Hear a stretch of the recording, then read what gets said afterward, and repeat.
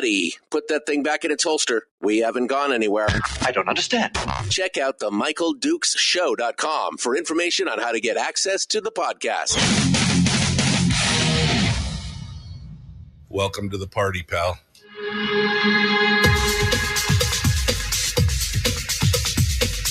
The Michael Dukes Show. The greed and the entitlement is astounding to me. What more could you want from a low-budget radio program? This is a dumpster fire. That was just BS. It is time to get a new perspective. We know just what you need, and we've got just the cure. Open wide and prepare for a steaming hot cup of freedom. I just don't fathom it.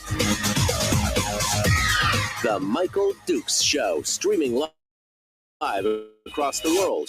Live around the world on the internet at michaeldukeshow.com and across the state of Alaska on this, your favorite radio station and or FM translator. Good morning, my friends. Hello. Brr. Holy cow. 35 degrees outside the old radio ranch here in the Matsu. Oh, 35. It's it's still September. What the heck, man? Seriously. Oof, man, I'm not ready for this. Not ready at all. I guess all that honeydew stuff I've been putting off for winter. I guess this weekend is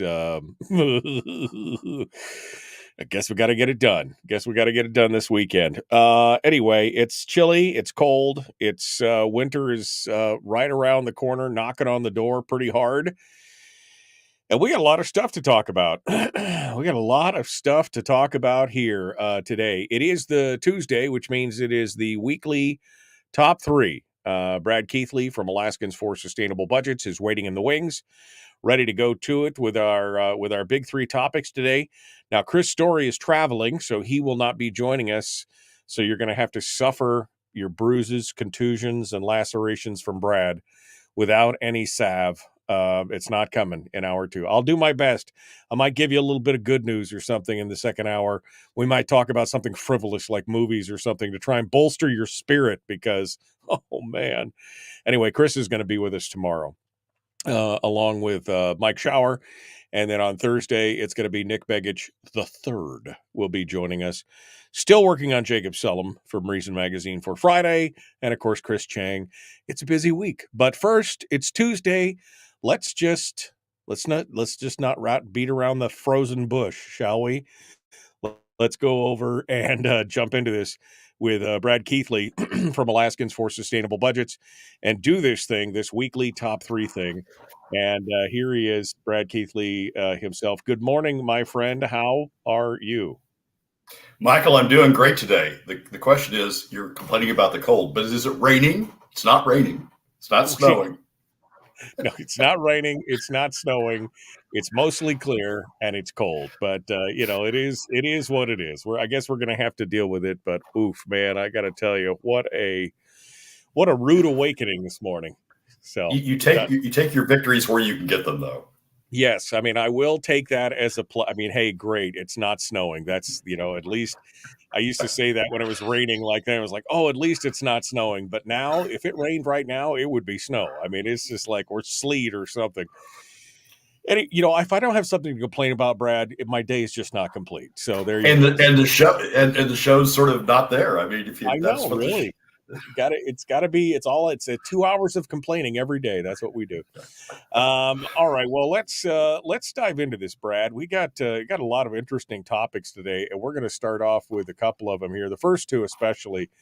Oh, I have some things to say. About the first couple ones, but so we're gonna jump into this first, and we're gonna talk about this issue of fairness. I mean, there seems to be the ADN editorial board seems to be fixated on this whole idea of fairness and how it may be legal, but is it really fair? And, but we want it, but we don't. And let's talk a little bit about that. Start off with number one here on the weekly top three. Well, the ADN has an op-ed written by the editorial board, the Binkley Family Blog, this past weekend. And it focuses on the Mancho issue, the roads issue up in Fairbanks, the issue that revolves around having all of these mineral trucks or mine trucks on the roads up in Fairbanks. It focuses in on the construction that's being done to some of the bridges to bolster them to accommodate the trucks, and asks the question, should Kinross, the mine that's going to be using those roads for their trucks, should Kinross be contributing to the costs of those fixes in a way that is similar to, at least in the ADN's mind, is similar to what goes on with Red Dog Mine out in the West, where Red Dog pays a fee to pay off the costs of a road that was built by Ada to accommodate the mine. And the argument that the ADN's making is that this is similar. This is a similar situation. The state is bolstering roads specifically to deal with these trucks, and Kinross should be contributing to the costs. But there's a sentence. I don't mean to get into that issue. That issue has its own nest that builds around it. But there's a paragraph in the middle, 2 sentences actually, in the middle of this piece that just whacked me in the face. Here it is. Kinross and Contango, the other owner, have been scrupulous in making sure their operation is legal. The problem Alaska faces, and the reason why so many interior residents are upset, is that there's a gap between what's legal, which they admit Kinross and Contango are doing. There's a gap between what's legal and what's fair. In such matters, it's the responsibility of the state to work on behalf of its people to make sure their interests and rights are protected. And that sentence just leapt out at the page and whacked me in the face. There's a gap between what's legal and what's fair. Well, it's legal, says the Supreme Court, to take a portion of the PFD, to tax a portion of the PFD. But is that fair? I mean, it taxes middle and lower income Alaska families hugely more heavily than it taxes the top 20%. It's the most regressive tax ever, according to ICER's Professor Matt Berman. It has the largest adverse impact on the overall Alaska economy, according to a 2016 study by ICER that has a baseline that continues to this day. We looked at it a few weeks ago on our landmine column, and the numbers are still support that conclusion. So it's legal for the legislature to ignore the statute and to take a portion of the PFD, to tax a portion of the PFD to pay for state government. But is it fair? Is it in the best interests of Alaska families? Is it in the best interest of the Alaska economy? And in the case of Kinross, the ADN says, in such matters, it's the responsibility of the state to work on behalf of its people to make sure their interests and rights are protected. This is from the ADN. That's a standard that the Binkley family blog proposes. So I don't get it. I don't get it, ADN. I don't get how you decide that. I haven't looked into it. Maybe the Binkley family has some land along the road that's getting impacted by this. But I don't get how you get concerned about the gap between what's legal and what's fair when you're talking about contribution toward the cost of roads, and you're not concerned about it. In fact, you want to stick by the law. The law says that the legislature can tax a portion of the PFD. You want to stick by the law when it involves something that when fairness would adversely impact your ADN Binkley family, your pecuniary, your financial interests. And I think it's just a glaring two standards going on here. One for when the Binkley family is concerned about something, and another, it's legal. The legislature is doing what the Supreme Court said the legislature can take it. It's legal. Another standard when it affects something that they don't gain from. Right. Well, I mean, I love the fact, again, that last sentence where in such matters, it's the responsibility of the state to work on behalf of its people to make sure their interests and rights are protected.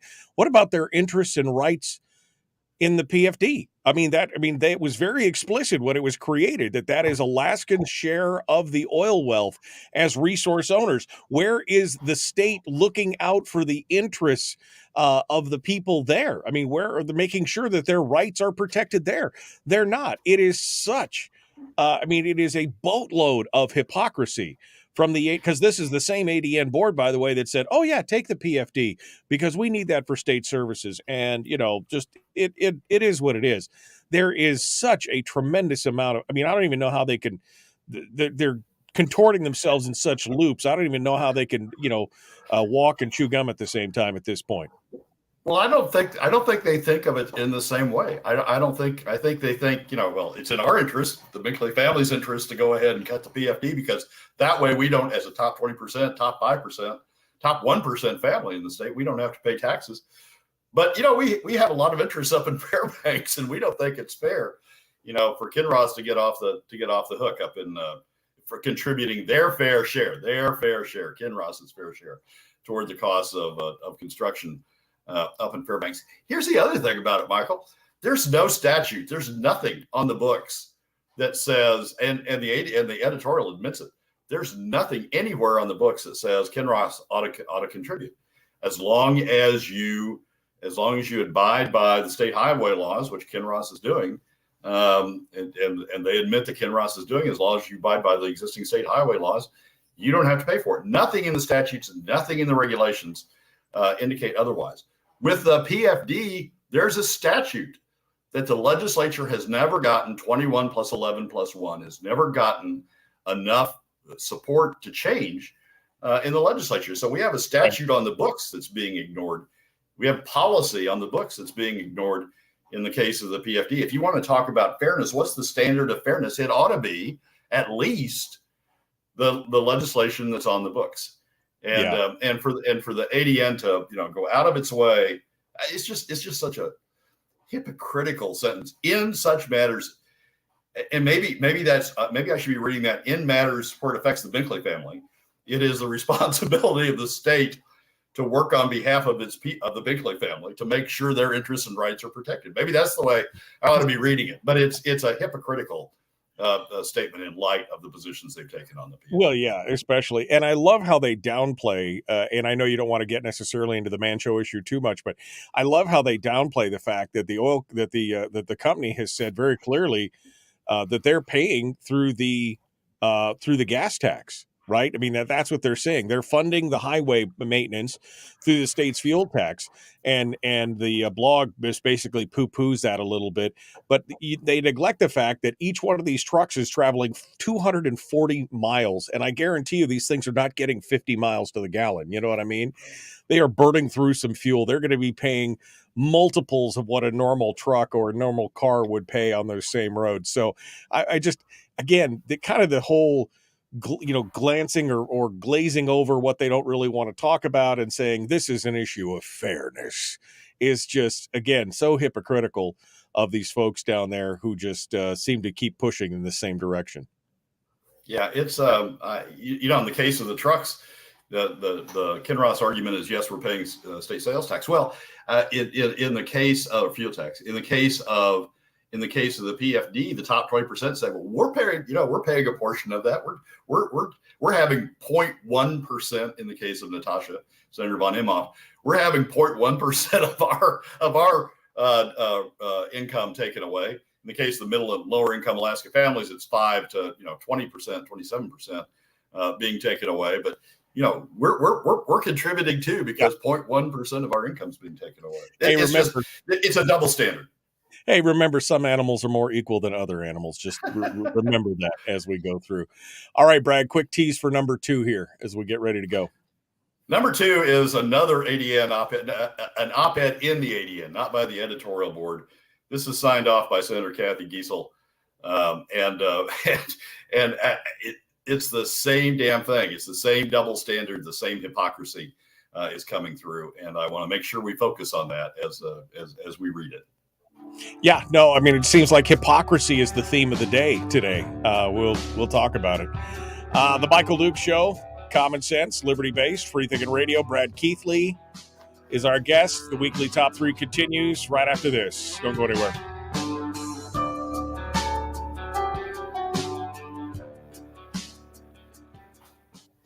If you missed the show, you can listen to it on your time with Dukes On Demand. Oh, and it's free. Like America used to be. Streaming live every weekday morning on Facebook Live and MichaelDukesShow.com. All right. In the break, Brad Keithley, our guest, Alaskans for Sustainable Budgets. You're obviously traveling. Just I'm in Seattle. I'm in Seattle on my way back to Alaska. And one of the things I've learned during travel is to look for the pictures of the office area in when you're looking at a hotel. Look for the pictures of the office area, and look in particular for the lighting and for the angles in the room. If you're going to be doing a podcast, you want to make sure that you got good lighting. Yeah, you want to make sure that you got a good angle, that you don't have to see my unmade bed behind. You can see the couch. Oh yeah, exactly. It's got to be looking pretty nice. I got to tell you, you could bring your own too. I got these little lights like this. They're that you need to, that's the handy dandy. I travel with these when I'm doing the show. Throw them in the box. They're a little tiny thing. I got one little Pelican case. It's got all my broadcast gear in it that I carry with me. A little tiny suitcase, briefcase size. Well, it's a double briefcase size. So anyway, you get good at it, Brad. That's just what I'm saying. You just get good at it. It'll be fun. Well, you make enough mistakes along the way, and you finally figure you broadcast from enough dark corners someplace. Yeah, exactly. The hypocrisy of this, Brad, just cracks me up. This man show issue, and we should really probably do a deep dive show just on man show to talk about it. Hey, you or me? It must be you. Not you. Hang on a second. I'll mute Brad for just a second here to see if all of a sudden he's got 80s, sounds like an 80s movie soundtrack. I'm sorry. I got it. It was like an 80s movie soundtrack that going, oh yeah, it was an ad that popped up on the ADN. That's what I get for having ADN editorials on my screen. It's the Binkleys. They targeted you specifically for that. It was good. But yeah, this whole man show thing. I mean, I've never seen people lose their minds more over something like this. Whereas I guess I'm kind of I don't live there anymore, but even if I did, I can't see myself being so bent out of shape about it because it's economic development and it's, jobs and it's money for the interior and everything else. And I think people are almost, the idea that they can be outraged is almost a sport these days, right? I mean, it just seems like everybody's got to be outraged about something. And this just seems, I mean, they said this in the article a couple times that Kinross and Mancho have gone out of their way to make sure that this is legal in every aspect that they can when they put this plan together. And I don't know. I just find it interesting that people are so outraged by it. Well, they are out. They appear to be outraged about it. The ADN, the Binkley family, appears to be outraged about it for whatever reason. And so it's the resort to, it's not in the law. I mean, the PFD is in the law. Let's face facts. The PFD is still in statute. They can't get it changed. But their argument is, I know it's not in the law, but fairness. You need to bend over backwards to accommodate fairness. So it's I guess fairness is whatever the three people on the ADN board, op-ed board, think it is. Willie in the chat room just said Fairbanks Borough makes a ton off of mining taxes. Fairbanks Borough makes no money off mining taxes. The only money that they would make would be off of any property tax or anything like that. There is no, in fact, if you want to talk about a disparity, we should talk about mineral taxes in this state. The net profits, 3% net profit tax on minerals in this state, non-renewable resource. I mean, that's something that's been a bone of contention for me for years, but all we ever get stuck on is oil. We never talk about other mineral taxes. 3% net tax on minerals. And that net tax, oof, you got some sharp penciled accountants. I never made a profit. I don't understand. How does that work? All right, here we go, Brad. We're going to jump back into it. The Michael Duke Show, common sense, liberty-based, free-thinking radio. Number 2 of the weekly top 3. If you're ready, I'm ready. Let's get this thing going on. Here we go. Oops, I got to push this button. Here we go. Let's make it happen.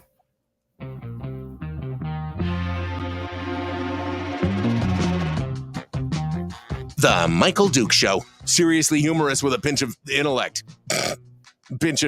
Sorry. That is humorous. Here's Michael Dukes. That's not funny, man. It's not funny at all. All right, here we go. Back with the weekly top 3. Brad Keithley, Alaskans for Sustainable Budgets, is our guest. He comes on board every week to give us the good news, bad news, to discuss the news. I don't know. I always feel wrung out after I talk to Brad because it's always, I mean, it's good issues. Don't get me wrong, but sometimes it's so frustrating. Today, the theme seems to be hypocrisy. We were just talking about the ADN editorial board, but now we're moving over to another editorial in the ADN. This one from Cathy Geissel. Cathy Geissel. Who just deigns to tell us how she's looking out for the little guy, while at the same time, oh man, it's so frustrating. Brad, go ahead. So the article is, or the opinion is, it's time to fix food aid for Alaskans in need, and it's authored by Senator Cathy Geissel and Representative Genevieve Mina. And the argument basically is, and again, I don't mean to get. This isn't to get into the substance of this argument at this point. Maybe at another point we get into the substance. But the argument basically is that there are issues with SNAP, with the federal SNAP program, the aid to those in poverty, or 130% of poverty in the case of Alaska. Right. What used to be called food stamps. This is what used to be called food stamps. Now it's called the SNAP program.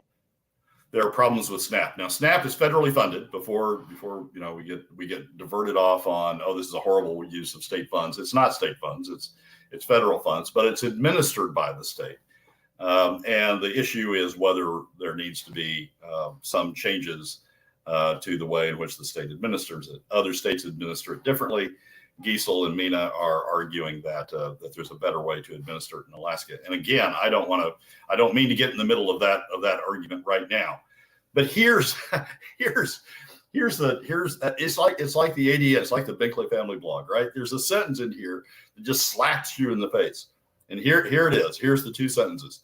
The state shouldn't punish working Alaskans for becoming more economically independent. Our goal is to address the SNAP benefits cliff, and ultimately get Alaskans the tools to get out of poverty and reduce reliance on the program. Our goal is to ultimately give Alaskans the tools to get out of poverty. That's what this entire argument turns on. Okay, we want to get Alaskans out of poverty. Now let's go back to an op-ed by Professor Matt Berman from ICER in the ADN a few months ago. Here's his 2 sentences.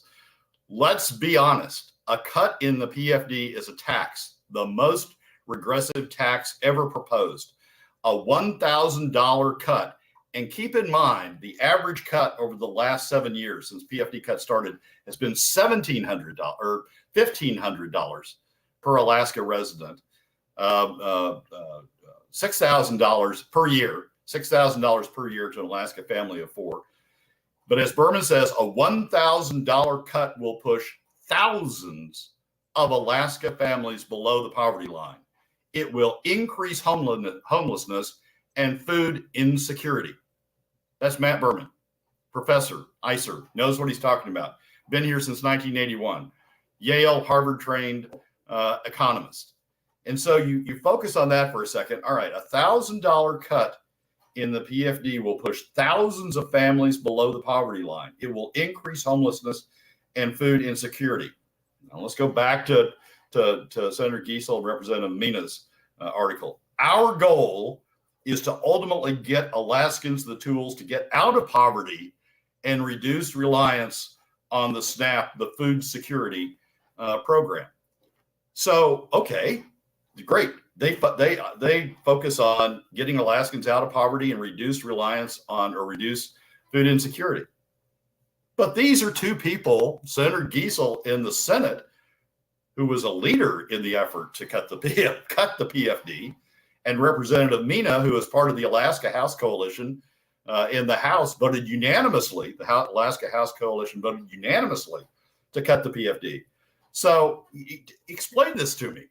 On the one hand, you're saying that we have to focus on doing things that give Alaskans the tools to get out of poverty and reduce food insecurity. We've got a program, an existing program that does that and treats Alaskans across the board fairly, and gives them a share of the state's wealth to use as they deem fit, and cuts in that will push thousands of Alaskans below the poverty line, increase homelessness and food insecurity. The very thing that you, Senator Geissel and Representative Mina, say that you want to avoid, you're voting for the very thing that does that. So we got this weird cycle going on. We cut the PFD, we push thousands of Alaskans into poverty, we increase food insecurity, and then, oh my God, we got Alaskans in poverty, and we got food insecurity. Now we have to redirect this federal program to make sure we get them out of poverty and to make sure they have food security. Hypocrisy is not. It's not enough of a word to label what the hell's going on here. Well, and they're talking about this thing called BBCE, broad-based category eligibility, because it's even worse than what you're saying. What they're basically arguing for is to increase the requirements, increase the brackets around this, so that more people can be part of the SNAP pro. We want to increase, instead of 130% of poverty, we want it to be more. We want it to be based on the needs and all that. And so basically they're saying, please, we voted for this. We put this in. We proposed this bill last year, which would have increased the roles of SNAP, and we should be patted on the back for that because we're trying to get Alaskans out of poverty by putting more people on food stamps. I mean, that's basically the argument of this article. And at the same time, the very same legislature, the same votes, because they're both in the budget, right? They're both coming as part of the budget votes. In the very same vote, they're pushing thousands of Alaska families into poverty. They're pushing thousands of Alaskans into food insecurity, and then saying, "Oh, we need this government program to get them out of it." Just stop. Stop legislating. Stop thinking you stop creating the problems that you then think you need to address. Just follow the damn statute. And according to Matt Berman, that will get Alaska families out of poverty, and it will decrease homelessness and food insecurity. Yeah, follow the damn law. Yeah, exactly. No, I'm 100%. And if you want a snapshot into what these folks are thinking and the mindset of folks like Cathy Geissel and Genevieve Mina, there is a line in here that just pretty much lines it all up. In the middle of this, it says, SNAP doesn't just support people, but acts as a major economic generator, particularly for local businesses in the rural area. The U.S. Department of Ag estimates for every dollar of federal SNAP benefits, it generates $1.50 in economic activity. Well, you know what every economist would tell you? That a dollar in the private sector would turn 4 or 5 times that much. And it's like, this is economic activity. This is how as long as the private or the public sector is doing okay, everybody's doing okay. This is just a snapshot into their mindset. This is what's wrong with, and you know, the evolution of Cathy Geissel since the early 2000s, when she ran as a conservative, sat in an unrecognized minority in the Senate because she wouldn't go along with the majority. The evolution of Cathy Geissel since that beginning to where she is now, it's just, I mean, you could write a book or a play or a musical about it, how far it's gone wrong. This is the epitome of government causing a problem that government then thinks it needs to correct because it's caused the problem. Government's causing poverty. Government's causing food insecurity by, Matt says at $1,000, the cuts will push thousands of Alaska families below the poverty line. Well, the average cut over the last 7 years has been $1,500. That pushes even more thousands of Alaska families over the poverty line. Government is creating a share of the problem that now Geissel argues government needs to step in and correct. And it's just, we've just massively gone wrong in this system. It is totally frustrating, and they do it with a straight face. I mean, that's the worst part, is that they just do it with a straight face, like, oh yeah, no, this is totally reasonable. This totally makes sense. I mean, we create the problem and then we fix the problem, which causes more problems, which we then need to fix. I mean, this is the self-licking ice cream cone, right? I mean, there's definitely the perpetuation of that same idea where they create, and the same thing with Stedman and everybody taking all the money out of the earnings reserve, and now they've created a crisis, and now they need to do, this has become a pattern of, we create the crisis so then we can offer the solution of what we really wanted to do to begin with. Yeah, exactly right. Keep in mind, now keep this in mind, keep that Geissel has created the problem. She's used government to create the problem that she now says government needs to intervene to fix. Keep that in mind when we carry over to one other thing. There's another thing that I want to mention here, and that is an upcoming seminar sponsored by Alaska Common Ground. The title of it is Bring the Future Back North, the Pros, Cons, and Costs of Returning to a Defined Benefit Retirement System for Alaska's Public Employees. Senator Cathy Geissel and former Representative Chuck Kopp will outline a plan more than 10 years in the making that they believe will stop the bleed of Alaska's youth and skilled public sector workforce out of the state, a return to a defined benefit retirement system for Alaska's public employees. Keep in mind, Geissel's the one on the SNAP side that's helped create the problem through PFD cuts, and now she thinks government needs to intervene to protect it. She's not stopping at SNAP benefits. Now she wants to go back to defined benefits on the state side. So when we talk and whose costs, I mean, interestingly, this says they will discuss the pros, cons, and costs. But it doesn't say they'll discuss who pays those costs. I mean, yeah, it has costs. Sure, it has costs. Yeah, but well, look at all these benefits. Who pays the costs? That's not part of the agenda. They don't want to talk about that. It comes more and more out of PFD cuts, deeper and deeper right. PFD cuts comes out of the pockets of middle and lower income Alaska families. And what does that do? What does that do, Michael? It pushes more Alaskans below the poverty line. The deeper the PFD cuts, it pushes more Alaskans below the poverty line, increases food security even more, which, increases the need for SNAP benefits. It is one giant circle of Cathy Geissel's own creation of using government to intervene, to take money, and then, oh my gosh, all of a sudden we got all these problems over here, to use that money and make the problem even worse as it goes on. Yeah, no, I mean, exactly. And you notice that with every mention of this defined benefits program, there's no fiscal note with any of it. And in fact, there was a lot of talking early on about how this will save the state money, or it will be equitable, or we'll do this, but no fiscal notes with it, because they realize, and they've been keeping that on the real down low, because they realize that the price tag on this is going to be astronomical, especially when you look at the fact that you're going to have to backdate this for people who've been in the system since the Tier 4 part was instituted. I mean, it is insane to even consider this at this point.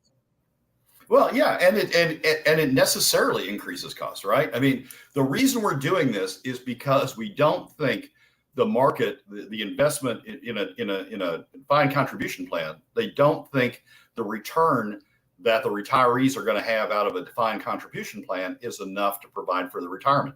So they want to set a state guarantee. That's all the defined benefits plan is. It's a state guarantee of a certain return. If you had comfort that the returns the individuals were going to get was the same as what you were going to get as the state guaranteed, you wouldn't have a defined benefit plan. You would stick with a defined contribution plan. But they know that the defined contribution plan isn't going to provide a high enough return to fund what they want to do with the defined benefit plan. So they're having the state step in and doing guarantees. So there's a cost to it. You just don't know. You just don't know what the cost is, and you don't know who's going to pay that cost. Well, we know who's going to pay it in the long run. Yeah, we know. They just won't talk about it. All right, we got more coming up. Number 3 is dead ahead. The Michael Duke Show. Common sense, liberty-based, free-thinking radio.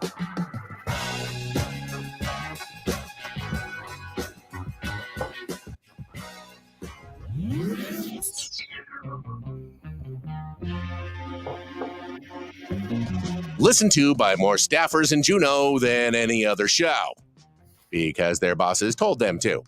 And after what they just heard, oh man, they're going to be pissed. You're a bad, bad man. The Michael Duke Show.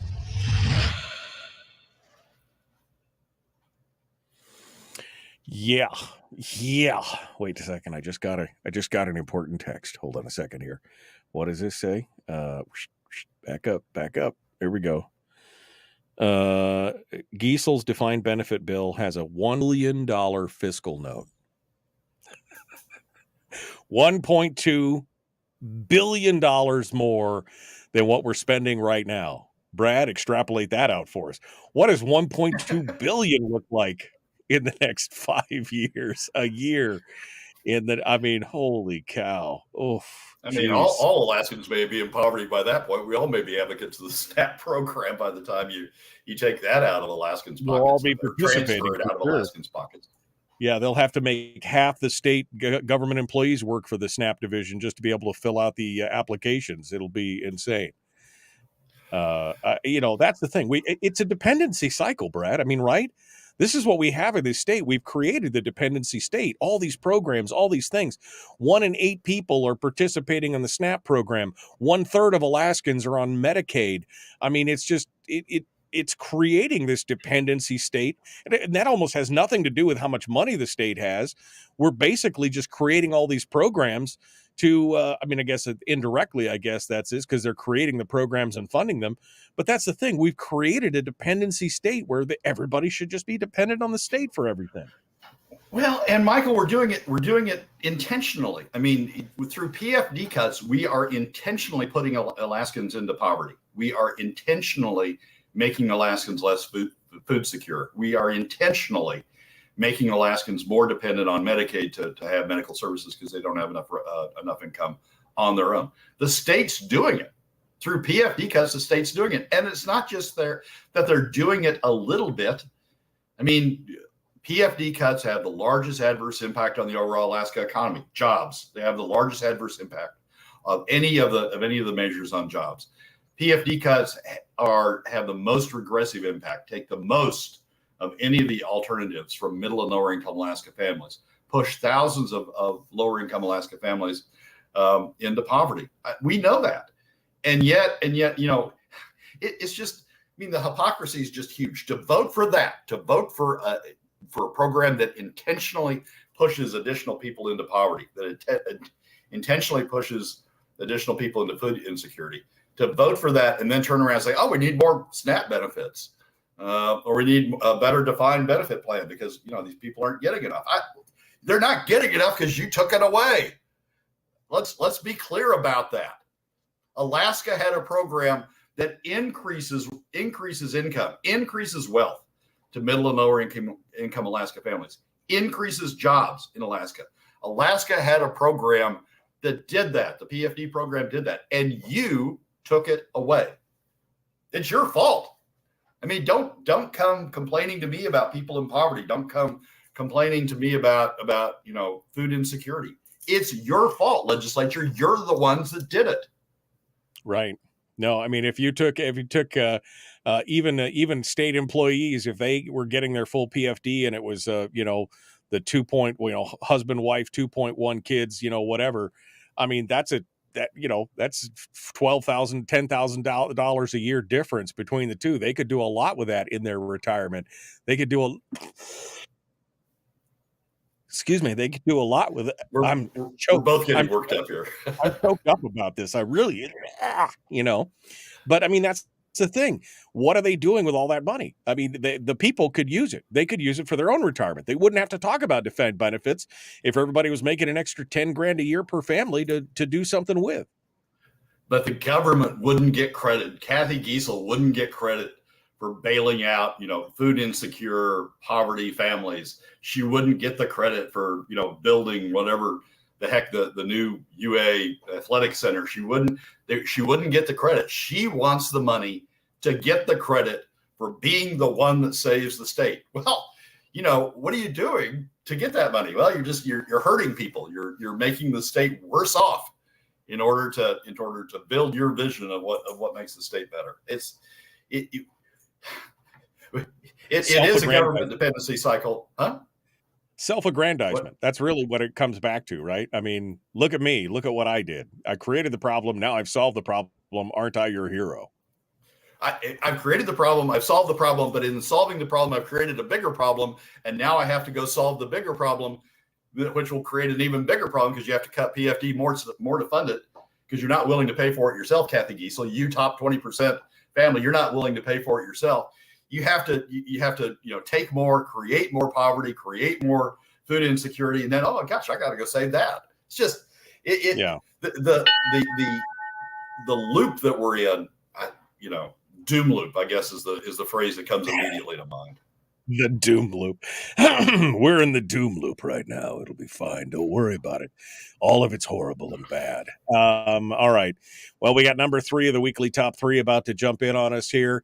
Please like and share the show. Like and follow the show page. If you want to do that, hit subscribe, ring the bell on YouTube. And of course, no matter where you are, share the show. Facebook, YouTube, etc. Let's get it done. Here we go.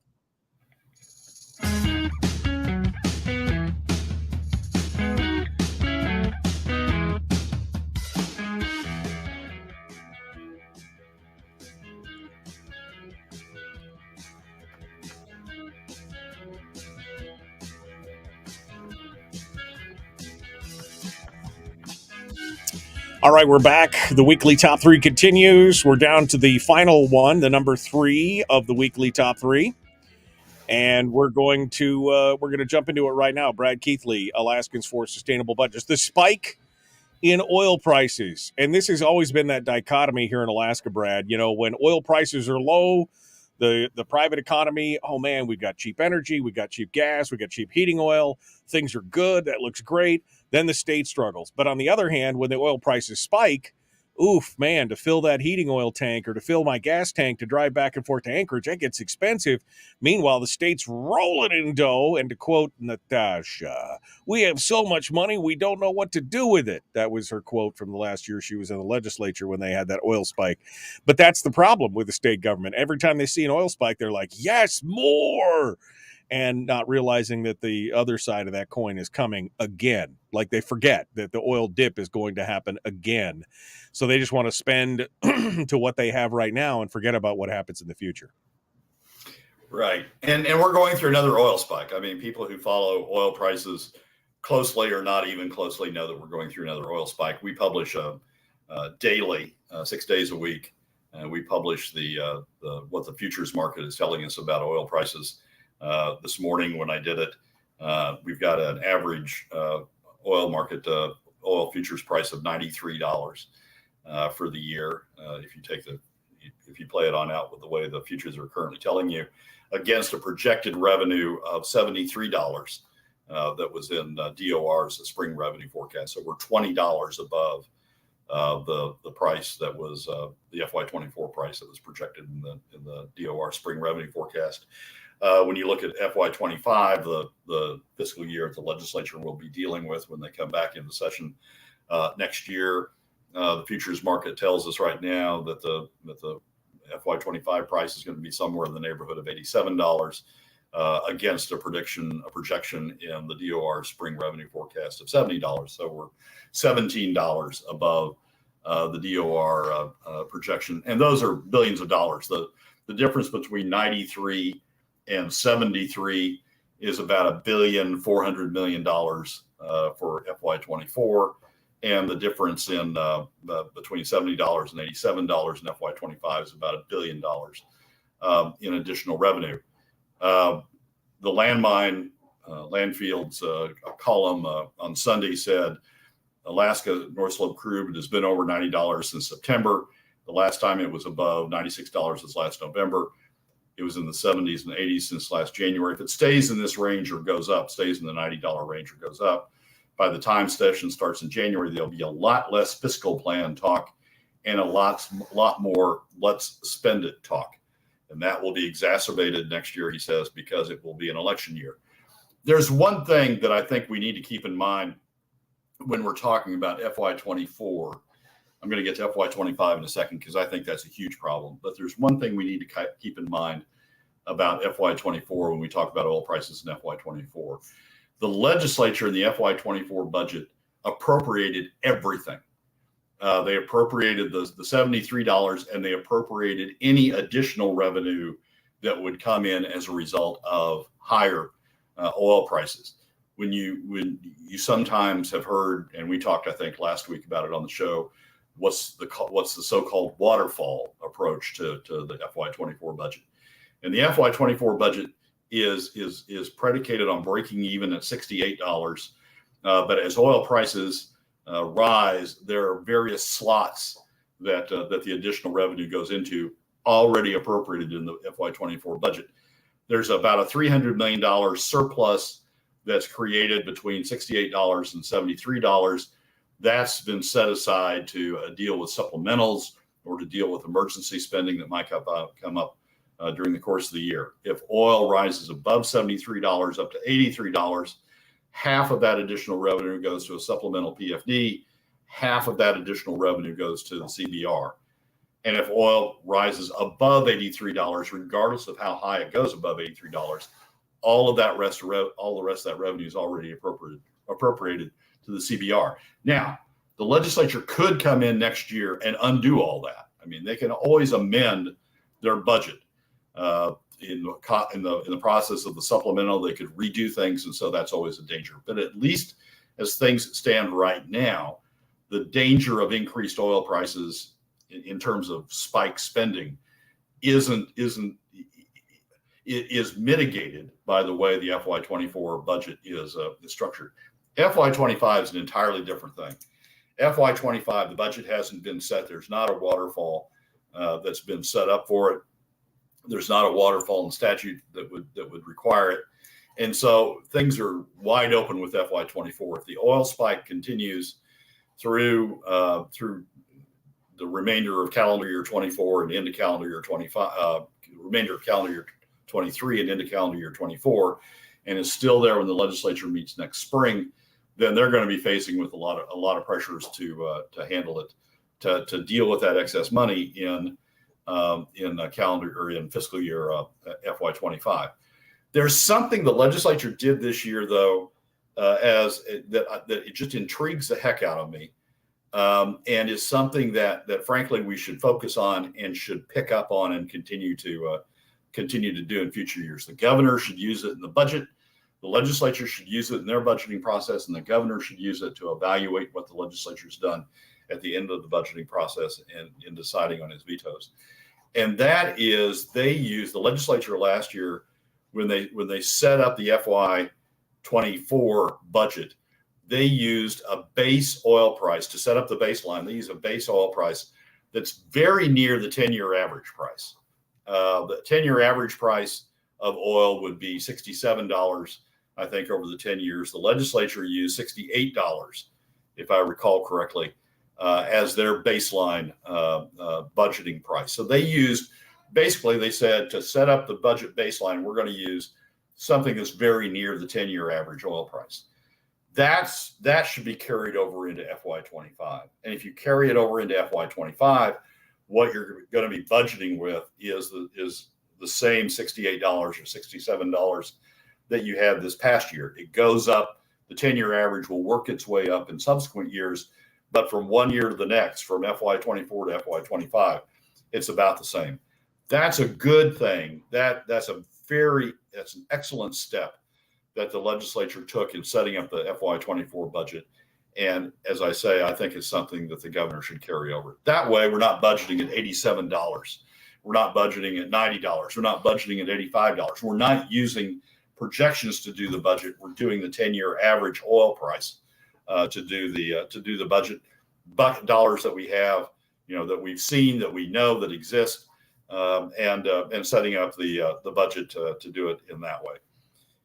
I wrote a column about this last week's Friday column in the Alaska Landmine is focused on using that 10-year average in the budgeting cycle and has all of the numbers that flow out of that. But I think that's an excellent thing, and it's the thing that the governor has control of. There's no statute that says, there's no rule that says that you have to use an oil price projection to set your. The governor can step in and say, look, it's much more prudent to use the 10-year average like we did last year. We're going to use the precedent from last year.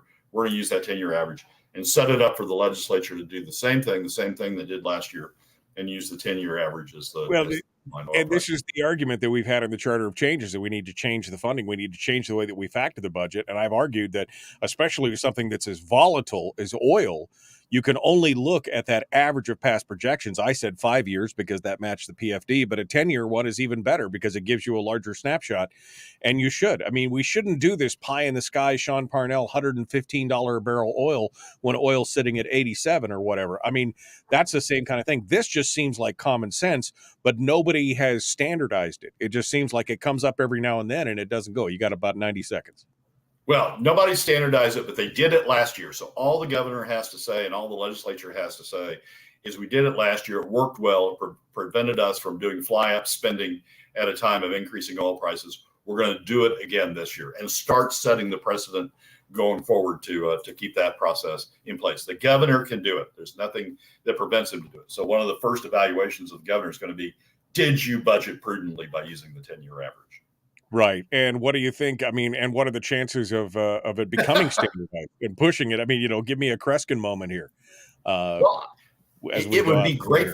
It would be great fiscal policy to do it. So we ought to do it. Now, whether we will do it is another question entirely, but it would be great fiscal policy to do it. All right. Well, Brad Keithley, Alaskans for Sustainable Budgets. Thank you so much for coming on board and joining us. We look forward to having you back home and talking with you again next week. We'll keep an eye out for anything hot and nasty for you to talk about next week. I feel Michael, thanks for having me. Feel like I'm riddled with bullets right now. That's what I feel like. Brad Keithley, Alaskans for Sustainable Budgets. Hold the line, Brad. All right, folks. Out of time for this hour. Hour 2 is dead ahead. We're going to talk about whatever we want in the next segment. Back with more. Common sense, liberty-based, free-thinking radio.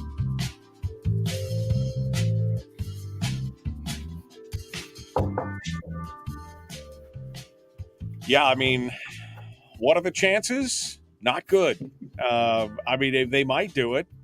To me, it just seems like a no-brainer. If you have this volatile income based on oil prices that are, subject to the market's whims, why wouldn't you look at it from a perspective of, what have we gotten for the last, however many years? That just seems to make sense. But maybe it's too much sense at this point. And maybe it puts too many guardrails on them to allow them to spend what they want to spend. It has the advantage also in the future to allow us to stabilize spending during periods when oil prices dive. I mean, the key is that you build up reserves when you're using the 10-year average and oil prices spike. You use those years to build up reserves, and then you have those reserves in years in which oil prices dive, and you're spending. You want to keep spending fairly consistent with what you've done in the past, so you don't have to raise taxes, or you don't have to cut PFDs, or you don't have to do a variety or drastically cut programs, which is what triggered the pushback in 2019. You want to have that sort of consistency in spending. Any business wants to have that sort of consistency in spending, and using the 10-year average allows you to do that. You don't spend it all at once. You're not like a kid in a candy store and say, oh, I got 25 cents in my pocket. Let me go spend all that. At least when I was growing up, it was 25 cents. Maybe. You're showing your age. Showing your age. But it has, I mean, using that average has the advantage of building reserves during periods when oil prices are high, and having reserves to support spending when oil prices are low, and allows you to level out. I mean, it's excellent fiscal policy from the standpoint of fiscal policy. The drawback is that, Click Bishop can't spend on all the capital projects he wants to spend on when oil prices spike. Cathy Geissel can't start all these new programs she wants to start when oil prices spike. It deprives the legislature who is lucky enough to be in place when oil prices spike. It deprives them of the ability to spread all the goodies all around. That's the only downside to it. I mean, that's the only downside to using the average. It deprives the legislature that happens to be in place at the time of spreading goodies. But from a intergenerational standpoint, it's great fiscal policy. I mean, Alaska's oil wealth belongs to all Alaska generations, not just the generation that happens to be in the state at the time that oil prices spike. Yeah. So it spreads that wealth by averaging, and it spreads that wealth through multiple generations. Again, it's sound fiscal policy. You put away for times of plenty, you put away for times of lean. And instead, in this place, it's like we eat everything, including we eat the plates and everything else at the feast. And then we're starving later on. We ate everything when it was a feast. And when it's famine, we look to the people to take more money. Donna mentions that HB 194. I'm going to have to reload the thing here. Donna says, I can't show the comment. HB 194 requires a 10-year average oil price for budget reserve. So HB 1. So Representative Carpenter is trying to address that to say, here it is. Here's the 10-year average oil price. That makes sense. It does make sense. And here's the key. Here's the key to it. The key is the legislature did it last year. Now, whether all of them realized that was what they were doing, that they were actually using the 10-year average price for the budget, that's probably an open question. But they did it last year. They did it. We have precedent. We have a situation in which they did it. So it's not like the governor is breaking new ground. It's not like the subsequent legislature would be breaking new ground. It's simply saying, hey, we came up with a great idea last year. Let's continue to roll with it. And if Representative Carpenter's bill passes, all the better. Of course, it's a statute, and statutes can be ignored, but all the better to have that down as policy. There's nothing that prevents it. There's no statute now that says thou shalt use projected oil prices as the basis for your budget. And so, we're dealing in a situation in which the governor can start fresh. I will say this: it's going to be one of the criteria that we use to measure whether the governor is remaining fiscally, whether the governor's whether the governor's trying to return. How do I phrase this? Whether the governor's trying to return to being fiscally responsible. It will, if he uses the 10-year average, that's a plus in his corner. If he continues as he and prior governors have done in prior budgeting, to use whatever the spot price is at the moment, then that's a problem. But it's the opportunity is there by reason of what the legislature did last session. Brad Keithley, Alaskans for Sustainable Budgets. This is a problem. But again, we'll be watching to see how the governor reacts and how what the overall look is when it's all said and done. But to me, this just makes sense, and I don't know why we're not doing it already. All right, Brad. Well, safe travels. Thank you for coming on board. We look forward to seeing you again next week. And anything new happens in between now and then, make sure to reach out to us and let us know. I will, Michael. Thanks for having me, and I look forward to catching up with you next week. You bet. I appreciate it. Thank you for being part of it today. We look forward to seeing you then. All right. Brad Keithley, Alaskans for Sustainable Budgets. Sean, Spot Price Plus Parnell. Yeah, that was the guy. I mean, who factors a budget at $115 a barrel when you know that the current price is dropping I think it was at that point, I think it was something like $82, and he'd factored the budget at $115 per barrel. Who does that? Apparently a guy with 15, 16, 18 billion dollars in the bank who's like, oh, we'll just take it right out of there. No big deal. Don't worry about it. It'll be fine. You just don't worry. It'll be okay. We just that's madness. All right. I'm about to launch hour 2. When you hear the theme music, I'm going to reset the stream. So you'll get a blue screen for a minute and lose the audio, but we're going to do that. Here we go. The Michael Duke Show.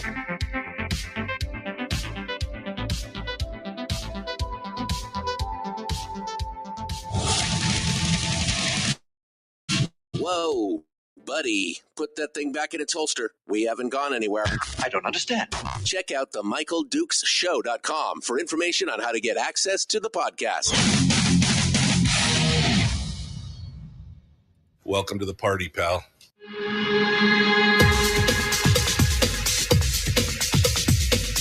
The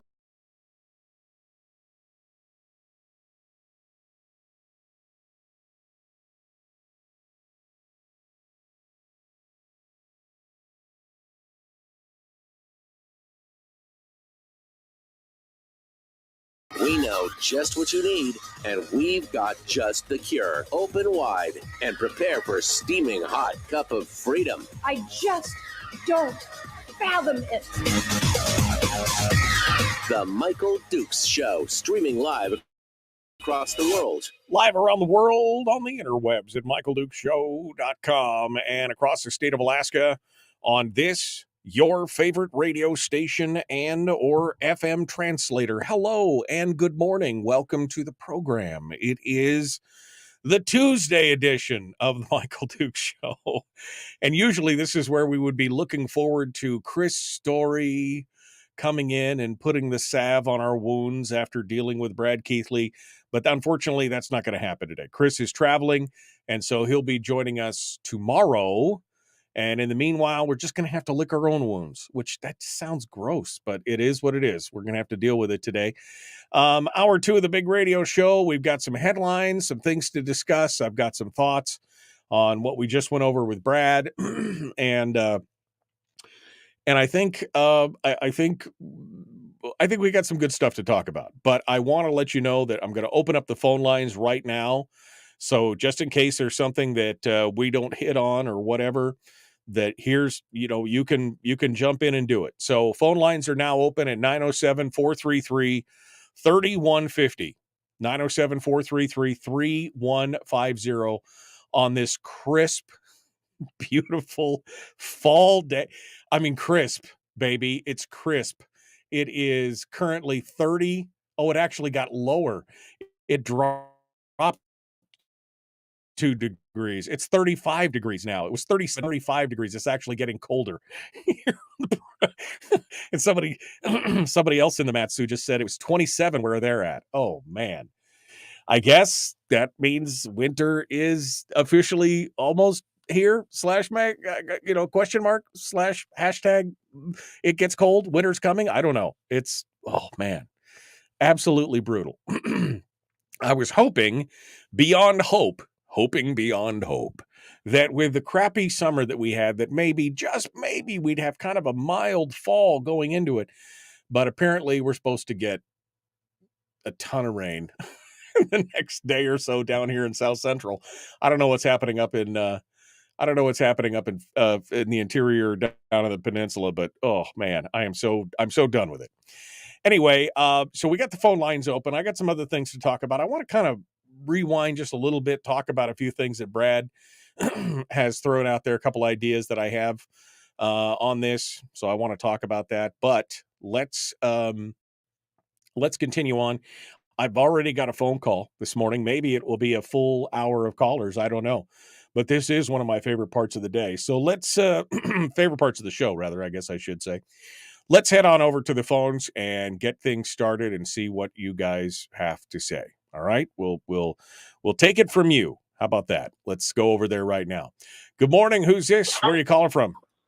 Hey, good morning, Michael. This is Nathan. I'm calling from up in the Fairbanks area. How are you? Good morning, Nathan. What's on your mind, my friend? How are you? So, first of all, I wanted to encourage you. It's we can't control the weather, regardless of what the environmental extremists think and say. But we can rejoice in the day that the Lord hath made. And again, I say rejoice.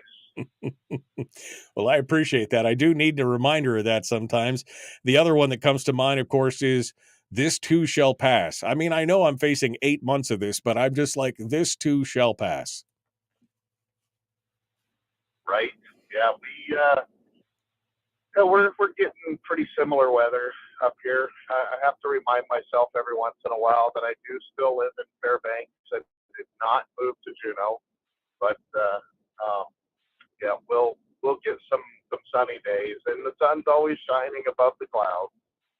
So, but I guess that's one way to look at it. To call in, right? I wanted to call in on the Manchu mine discussion. So I live north of town, out in the Chattanooga area, and so going up Cleary Summit to Fort Knox with all of these trucks, I don't disagree. They are going to be paying a good amount of money in regard to fuel tax. The issue is not whether or not the private entity is going to be paying their tax on that fuel. The issue is going to be, what is the state of Alaska going to do with it? When that semi traffic increases, they're going to wreak havoc to the road. Not to mention, can you imagine getting behind one of those trucks going up the hill? It's going to be horrendous, and it's not like it is now where you might get behind a fuel truck every once in a while. They're going to have one of those trucks staggered every 15 minutes. That means everybody is going to be behind one of those trucks. And so you're going to have rocks coming off. I mean, our windshields are bad enough as it is. There's nothing good that is going to come of this. They want to process that ore. They want to process and take more gold out of the state of Alaska because they've made it so that Americans can't mine. They need to build a processing plant down there and do it like everybody else. Not tear up our roads and our vehicles in order to make it more profitable for themselves. That's my opinion. Yeah, I mean, look, I see that there could be some conflicts going on. I could see, there will be, more trucks on the road, whether it's, 2 or 3 an hour or 4 an hour, whatever the math is, when it's all said and done. And yeah, if you're living out in those areas near the mine, you'll definitely probably, especially on those 2-lane roads that are more windy, you'll probably be affected. I understand that. But again, if they're doing it within the law, and they're paying their share, and if they're willing to do, I know this sounds a lot like, Nathan, when it comes down to it, it sounds a lot like the whole argument of not in my backyard. It's fine, it's great, it's legal, but just don't do it to me because I don't want to have to deal with it. And, again, I don't have a dog in the fight anymore. I don't live up there, but even if I did, I would kind of be like, well, I guess that's progress. And quite honestly, the only way that some of this stuff pencils out, if you're talking about building an extraction plant and everything else and a processing plant, you're talking about millions and millions of dollars that if it just pencils out better to haul the stuff out there, because you'll have to eventually tear the processing and the extractor back down when the whole thing's all done, it makes more sense in the long run. It may not make people happy, but in the long run, that makes fiscal sense and maybe environmental sense, however you want to look at it. So I understand people's frustration, but at the same time, I'm like, that's how I remember, you read back at the times when people's like, oh, the motorized vehicle, now all my horse and buggies will not be, we're going to be, you're going to scare the horses and all the problems, but it's progress. It is what it is. Maybe it will force some new maintenance or higher construction on those roads going north. Maybe you'll get a better road in the long run over the course of 5 or 10 years to those places up north? I don't know, but it just seems like it feels a lot like a NIMBY situation in the end. Yeah, I do agree with you. I had some friends helping me build my house a number of years ago, and one of the common statements when we would ask questions about something was, "Well, it looks good from my window." Yeah, exactly. And if it's not your backyard, you don't have the same vested interest that we do, and I get that. And again, my issue is not whether or not the company is doing the right thing, because they have no choice. They're buying their fuel. My question is going to be more along the lines of, what is the state of Alaska going to do with that money? I mean, they've already showed how irresponsible they are with the PFD. They're not investing in the future of Alaskans. They've not taken road tax money and done anything to make that road better, with all of the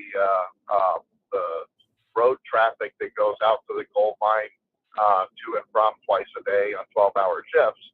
If you hit that road at the wrong time, it's kind of a bummer, especially in the winter when you need to have better lights, because Right. it's not a lighted road.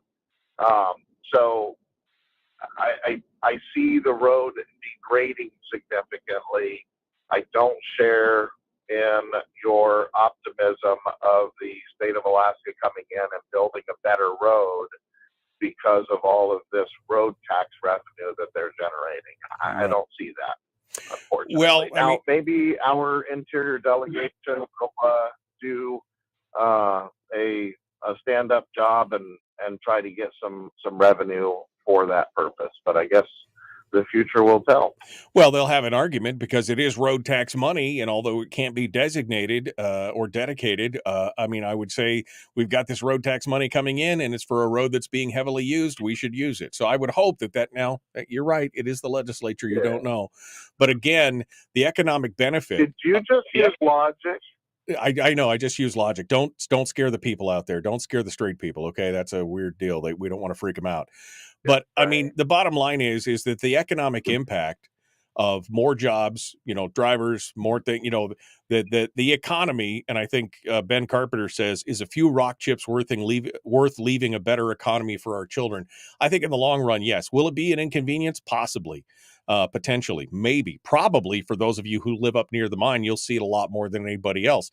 But in the long run, is it better for the economy? And I think that should be the bottom line.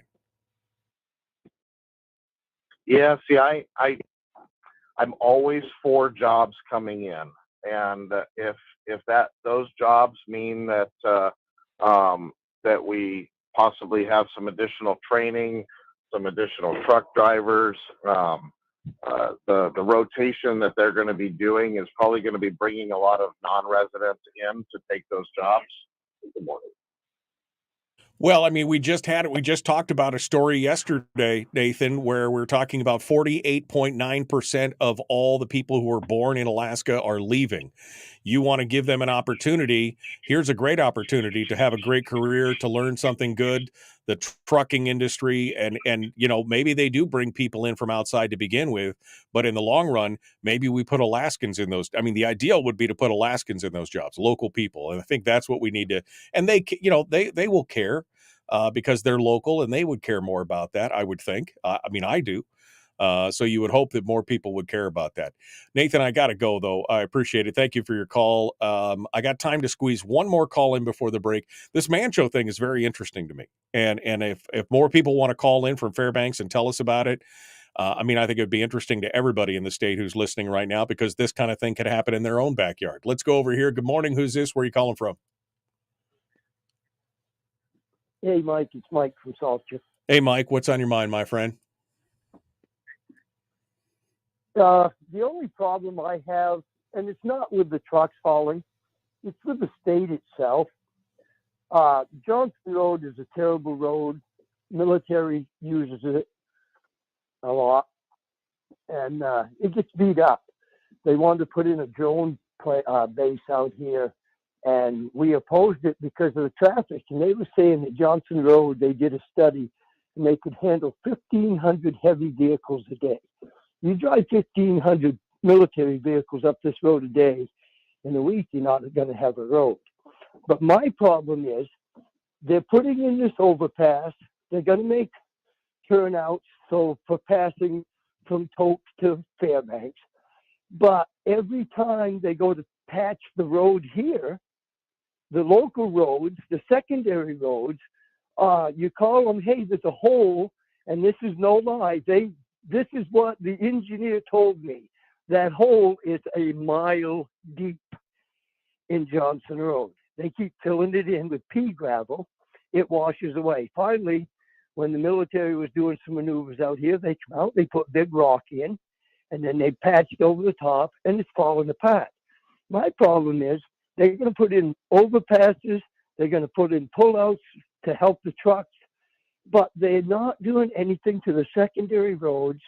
And it's all I ever hear is, it's not in our budget. It's not in our budget. We've got over 30 families that live on this one road that's only 6 miles long. And they can't fix a 6-mile road, but they can go and spend all this millions of dollars on this new overpass going into Fairbanks for the trucks. You know, help out the people of Alaska, not the company that's going to be giving you more money for oil tax or gas tax. You know? Right. I mean, we pay taxes out here. Well, maybe, Mike, I mean, yeah, no, I mean, look, I have, hold on, I'll put you on hold, Mike, hold the line, because I got to go here. But I mean, maybe the way of looking at this is there will be more money because of more gas tax, and maybe you're more likely to get that, those roads fixed, that because there's more money to spend on those areas. I mean, I don't know. I mean, again, it sounds a lot like I'm not getting my share. Why should they get what they want when I don't get my? I understand what you're saying. I understand it. But again, progress is a thing. We're going to talk to you, Mike, here during the break. And we got more. Phone lines are open, 907-433-3150. The Michael Duke Show, Common Sense Radio.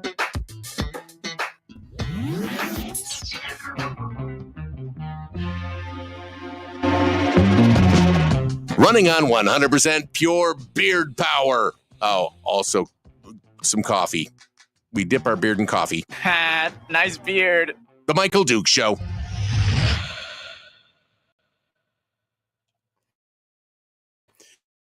All right, let's go back to Mike. I want him to get, Mike, he hung up. I was going to give him the final word on this, but you know, here's what I hear in all these discussions. And I'm not trying to be, I'm not trying to be mean. I'm not trying to, I just, you know, but when people are like, what Mike just said, well, we're not getting ours, so nobody should get theirs.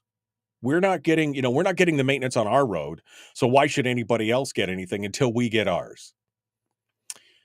And again, I'm not being critical. I'm just saying that's what I'm hearing. And from Nathan, you know, hey, we were all for economic development unless we are impacted by what it takes to make the economic development happen. And then we're not happy about it. I mean, it is what it is. You know, it can be frustrating. It can be irritating, but that's just kind of the way it is progress. And I think, again, I think Ben Carpenter makes a very valid point when he says, is a few rock chips worth leaving a better economy for our children? The answer is yes. I mean, if Ben's still in the chat room, Ben, if this project was happening in your neighborhood, would you be okay with those trucks traveling down your roads, your arteries and secondaries and primary roads? I'm just asking. Tony in the chat room says, you really need to get one of the Salcher residents that have organized a petition against Mancho hauling. They have a lot of information on some of the things you've mentioned, like cost effectiveness of a refinery in Tetlin. Okay, well, if you know of any of the names of those people, please send me an email and I'll reach out to them. Or if you know them, have them reach out to me. You know, that's a thing. Dick says, should we limit the Parks Highway to only cars, since it primarily goes towards tourism? I mean, the buses and the motorhomes and everything else. I mean, again, it just seems like people, this very much feels like a NIMBY situation in my mind, not in my backyard.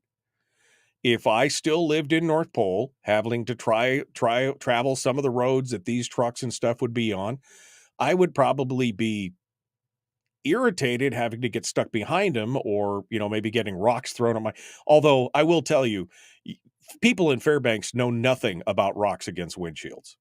With all due respect to folks in Fairbanks, I will say I bought a car in Anchorage, and by the time I got home that night, I had 3 rock chips in my window. That you guys know nothing about rock chips in I never had so many rock chips in my life since I moved down here. And that's not because Jeannie says if you get rock chips, you're following too close. On the Glen, you're not following too close. If I put 3 car lengths between me and the guy ahead of me, somebody stuffs themselves in there and you get rock. It is what it is. You can't, so I understand it's frustrating. Don't get me wrong. I understand it can be frustrating, but it's also progress. It's also progress. I support anything, Bill says, I support anything that promotes private industry in Alaska, whether it's in my backyard or not. That seems to make sense to me. How many people are going to be, hired if they've got to have 4 trucks an hour going back and forth and it's a 240-mile round trip? Was that 4 times 12 is 48 drivers for a 12-hour shift? So you got to have an extra 100 drivers? Maybe 100, I don't know, 120 maybe? Plus the people to load it, plus all the other things, maybe additional staff at Fort Knox to process it. It seems like that's going to be a significant impact to the community. Yeah. Jim says North Pole to Fairbanks isn't their issue. It's North Pole to Tok. Okay. I got it. Going through Salcha, going through those areas. I understand. We're going to open up the phone lines and we'll continue this discussion here in just a moment. We'll see what you guys and other people have to say. My daughter-in-law has a new window put in their car. 2 minutes after picking up her car, boom. Literally, I bought this car, pristine windshield, drove it home, 3 rock chips on the way home. You can't get away from it. All right, here we go. The Michael Duke Show, Common Sense Radio.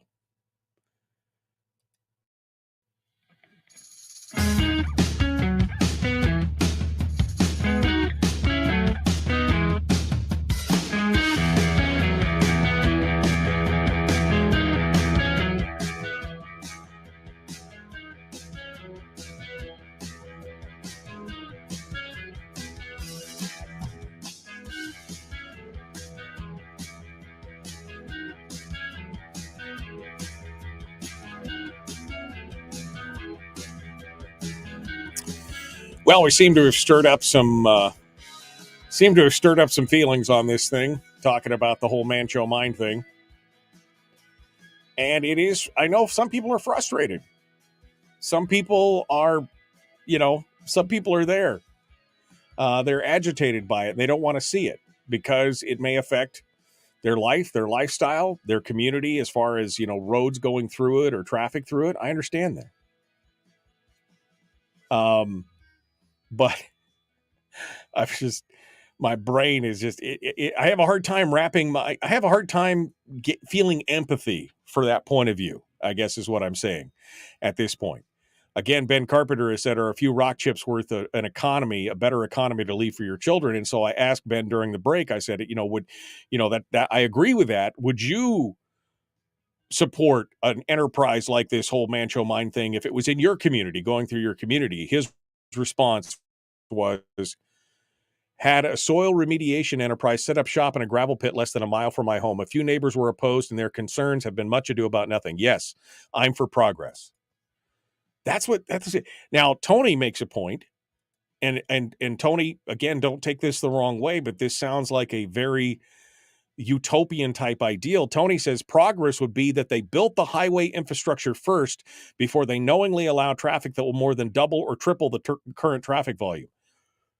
In a perfect world, that'd be right. Do you know how how long does it take to even maintain a highway?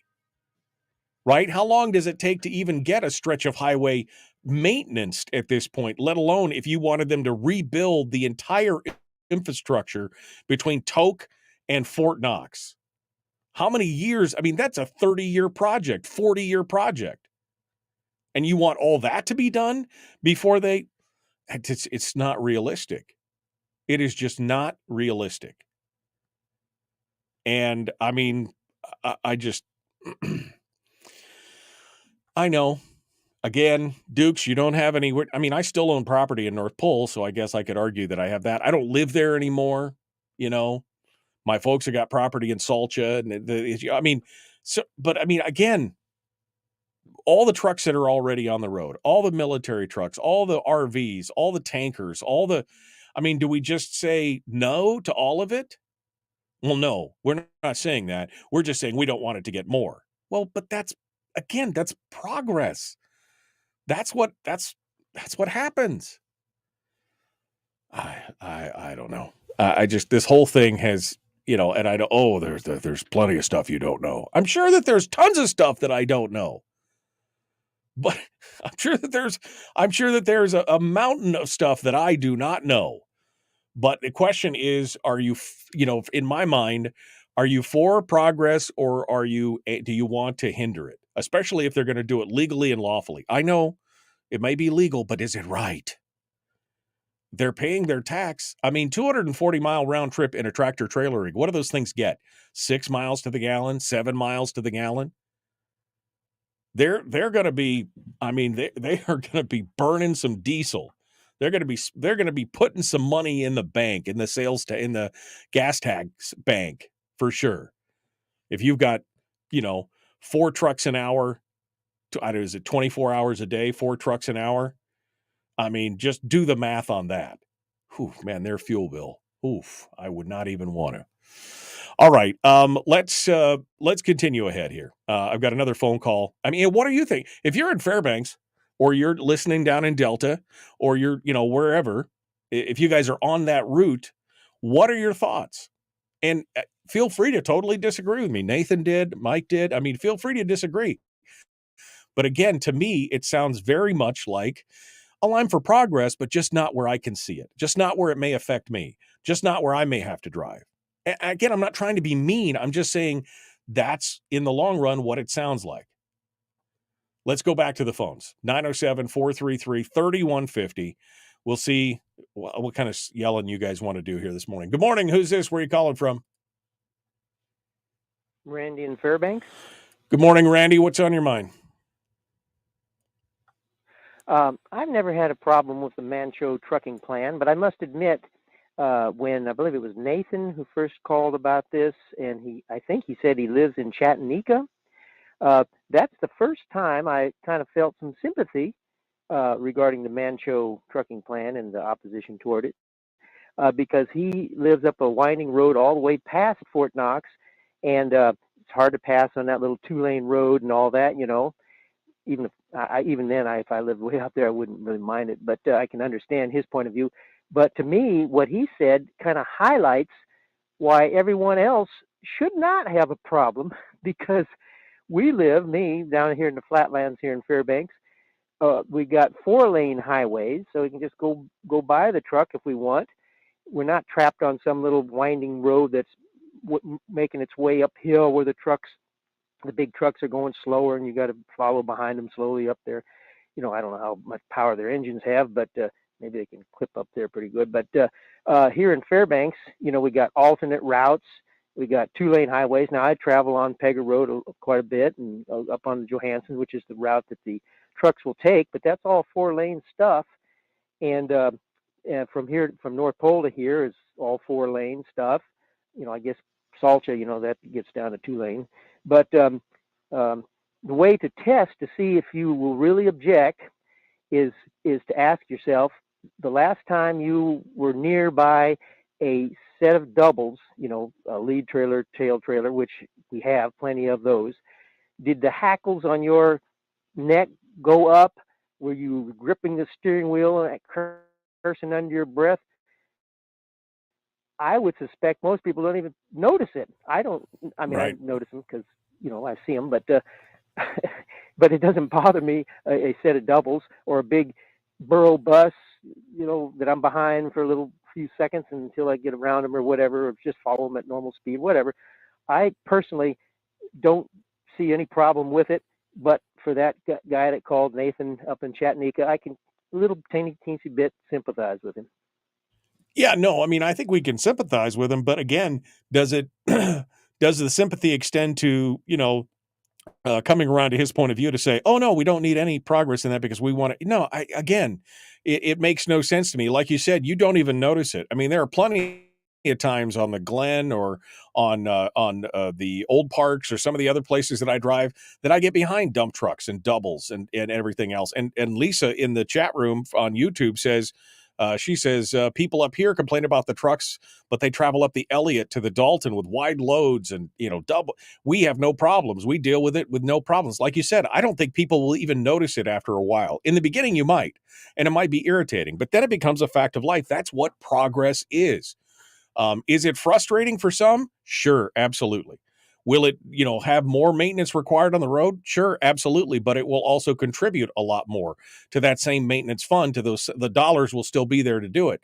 And so, yeah, again, while I understand the point of view, I don't necessarily believe that it's the right one in that regards. I agree with you. All right. Well, thank you, Randy. Appreciate your call. Appreciate you calling it. 907-433-3150. 907-433-3150. If you'd like to sound off, I mean, again, I'm not trying to belittle anybody or be rude. I'm just saying this is my point of view. And when I hear a lot of these things, I think it boils down to, I just don't want to see it. Its progress is fine. Just don't make me inconvenienced by it in some way, shape, or form. But that's what progress is until it becomes the new normal. And then you won't even notice it. Right? And unless, of course, you're sitting back on the porch and go, back in my day, I remember when we could drive this whole road and not see a single truck. Yeah, but at the same time, if we've got another extra 100 people involved in the economy, an extra 100 jobs, especially jobs that, younger Alaskans can train for and, get their CDLs and do all that. That to me would make sense. But again, I know I don't live there anymore. This is my opinion. Let's go back over here. Good morning. Who's this? Where are you calling from? Hey, Michael, this is Monty up in Fairbanks. Hey, Monty, what's on your mind, brother? Can you hear me? I can hear you, Monty. What's up? Oh, hey, okay. So as a commercial driver for 28 years, here's my viewpoint on it. What people don't realize is they're going to break those doubles down in North Pole at the Black Gold shop. They're going to run single trailers through Fairbanks to the mine. So they're not going to be pulling those big doubles up the hills and everything and going through town, from the way it's all been reading and everything, from what I understand. So, and then the other thing, with all the axles, people are talking about it's going to be breaking down the roads and everything. With all the axles that they have on those setups, is to be a legal weighted load per axle. So the ground pressure will be the equivalent of any other side dumps, right, construction vehicles. They have a certain weight that you can't go over, and they will be weighed and certified at certified scales before they're before they leave tote. So these will be legal loads per axle weight. Yes, it's a lot of tonnage, but the biggest thing is they're not going to be overweighted loads because of the fact of all the axles. Right. Well, that's the thing you keep hearing, right? Oh, it's 16 axles. That's going to be horrible.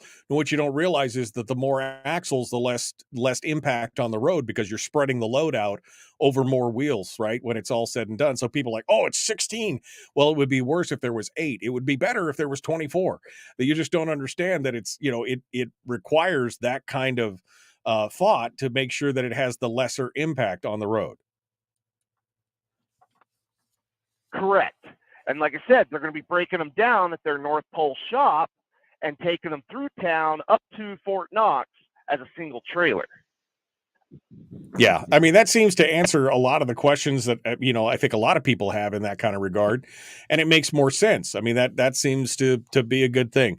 So, I mean, as a driver, professional driver, you don't see the problem that I think many of the people are seeing in this. And because you're in that industry, it's not like you're going to go get a job there, right? But I mean, at the same time, you see you see this for what it is.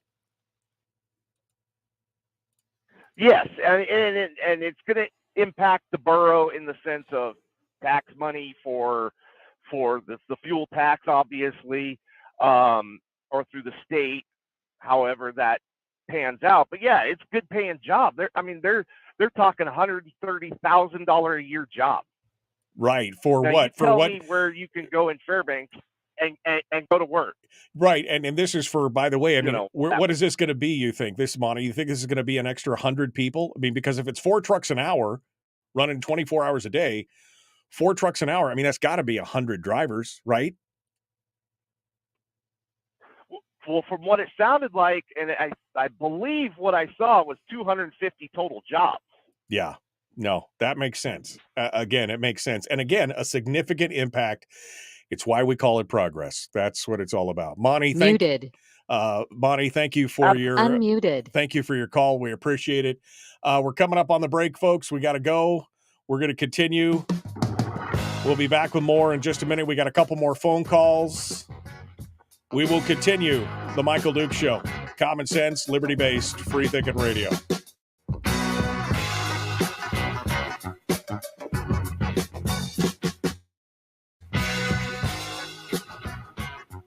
We're broadcasting live through a series of tubes. Allowing all of these entities to provide streaming stuff going on the internet. Well, it's kind of hard to explain. Sorry. Streaming live every weekday morning on Facebook Live and MichaelDukesShow.com. All right, we're in the break right now. We got 2 lines on hold. We're going to get to them here in just a second. I'm going back up here to see what you guys are talking about. Leela said, ooh, this is a book. I'm going to put this up there, but it's going to block half the screen. It would be nice if people educated themselves on how the roads are funded. The Richardson and Steese have enough traffic. The road engineers call it ADT, average daily traffic, that the feds will fund construction. Johnson Road would be considered a county road in the lower 48, thus not funded by the feds. For some reason, what should be a borough road with commissioners became a state road and is a low priority for repair. Meanwhile, the road engineers say the highways can handle the load, I'm assuming is what it says on there. I'll be honest with you, Leela, the last thing you want is for the borough to have road powers and for road commissioners to be part of it. You do not want the borough to have road powers. I can guarantee, as I served as chair on the area road service area commission, the Assembly Road Service Area Commission, the RSAC. You do not want the borough to be taking care of roads. You much would rather, as much as problems as you have with the state and everything else, I guarantee you the last thing you want is the borough to be associated and taking care of roads. So that's a big no from me. I would much, even though the state can be irritating and like you said, it may be a low priority. No. And no. You don't want the borough to have road powers. Not gonna do it. Let's see. A different conversation. Point Mac. Somebody's talking about Point Mac. Follow the money, says Amy. It's all about the money. Kinross is a Canadian company.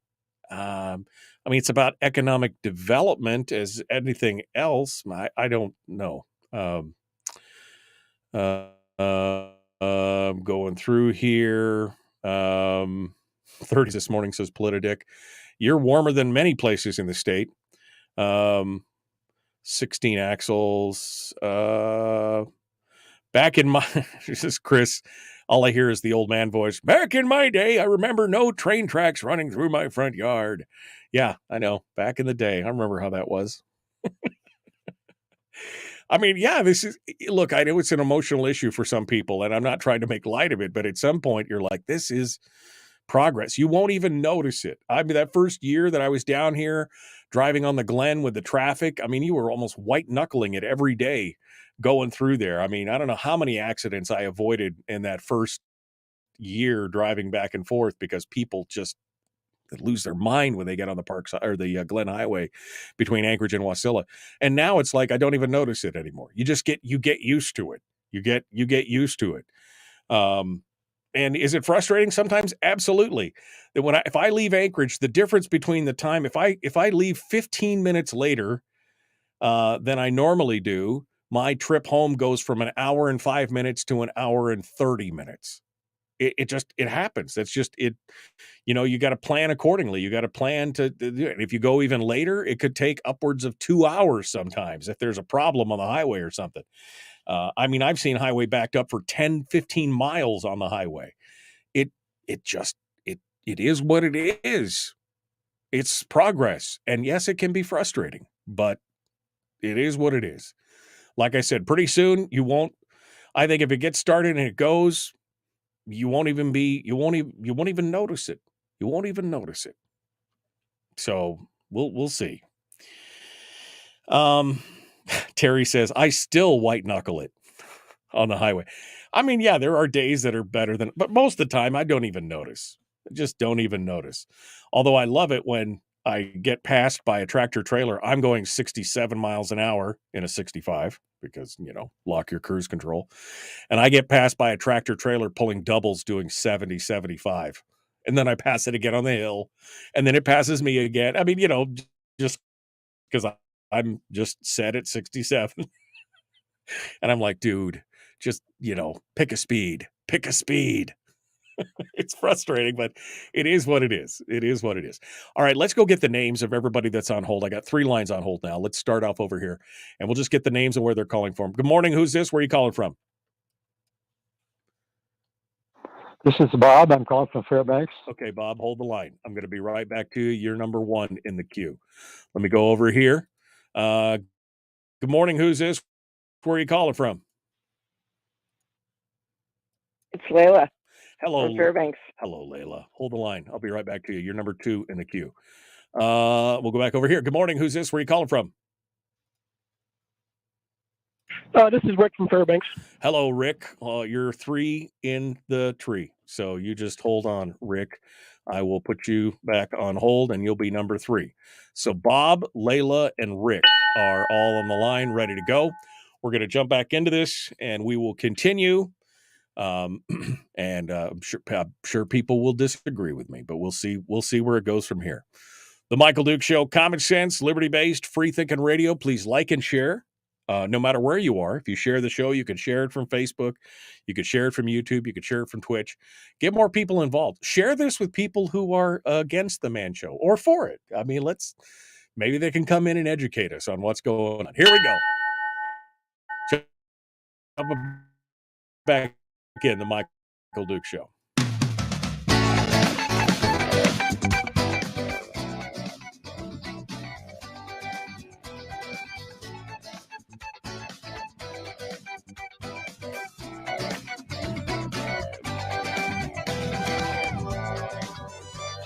All right. Well, people have got thoughts. People have got thoughts and feelings, and so we're going to jump over there and see what you guys have to say. We've been talking about the Man Show Mine Project and the proposal to truck all that stuff from Tok all the way up to Fort Knox.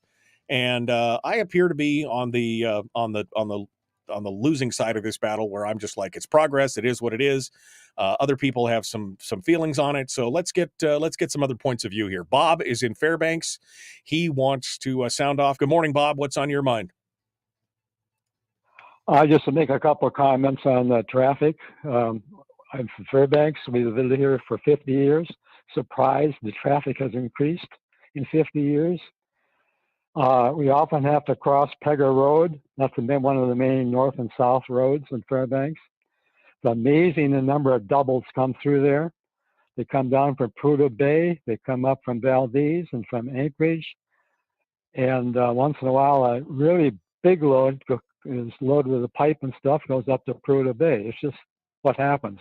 But I have a fact. I hate to confuse people with the fact, but I heard this from a highly placed individual in DOT. He said on Tegra Road, it will increase the traffic by 1%. Wow. 1%. I think everybody should know. On Tegra Road, the traffic on Tegra Road, the additional traffic from the mine will increase it by 1%. And he may have been exaggerating.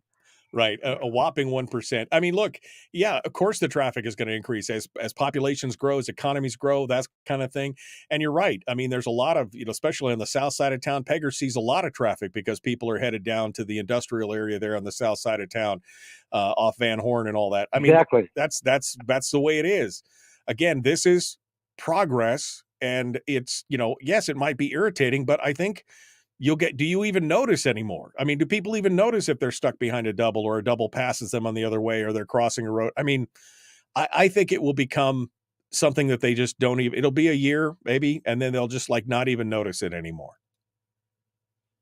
One other thing with the doubles with the field, they have to stop at railroad tracks. Our trucks don't have to stop at railroad tracks. Which one is more dangerous?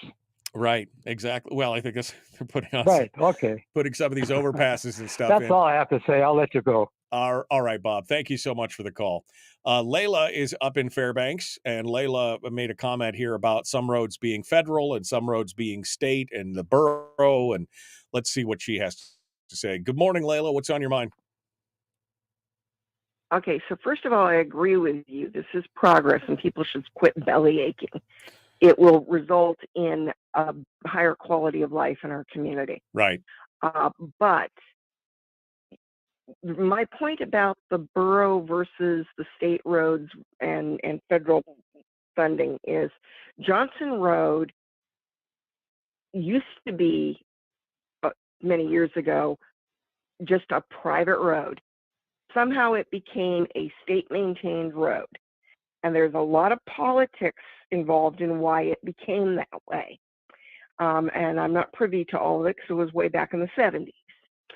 But it should be a, quote, borough road.